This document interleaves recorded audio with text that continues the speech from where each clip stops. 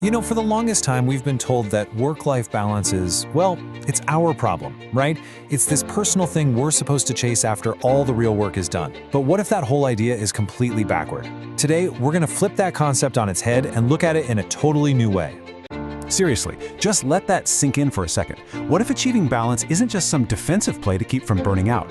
What if it's actually your single most powerful offensive strategy to become a truly exceptional leader? That's the big idea we're going to dig into right now.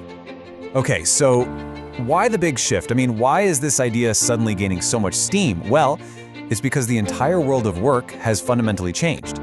This isn't just a nice-to-have perk anymore. Nope. For leaders today, it's an absolute strategic must-have. This slide really nails the evolution, doesn't it? The old view, it's like you picture this stressed-out person on a teeter-totter desperately trying to manage their own time. But the new view? It's a whole different ballgame. Now the leader is the stable center point, that fulcrum, intentionally balancing all these key organizational factors. It's gone from being your problem to an organizational strategy. The game has absolutely changed. So, what's really driving all this? Honestly, it's kind of like a perfect storm. You've got these huge global trends pushing for healthier work cultures.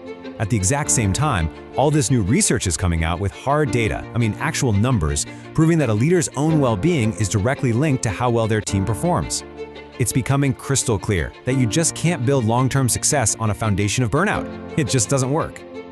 All right, so if the old way of thinking is basically broken, then we need a whole new way to talk about this stuff, right? The term work-life balance itself just feels, a little outdated. Because this is about so much more than just counting the hours on a clock.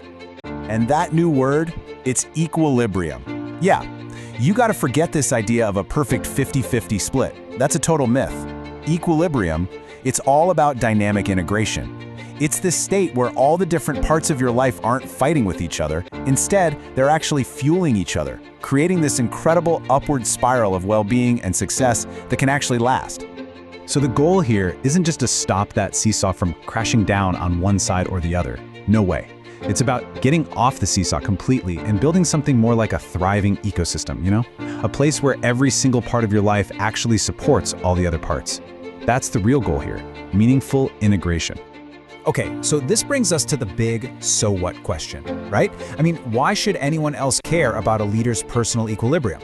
Well, it matters a ton because of the powerful ripple effect it creates across the entire team. Think of it like this. It's almost a simple law of leadership physics. Your state of being is contagious. It really is. So the equilibrium you model for your team, it doesn't just stay with you. It radiates outward, setting the tone and literally shaping the entire environment for your people. And the results? They are totally tangible.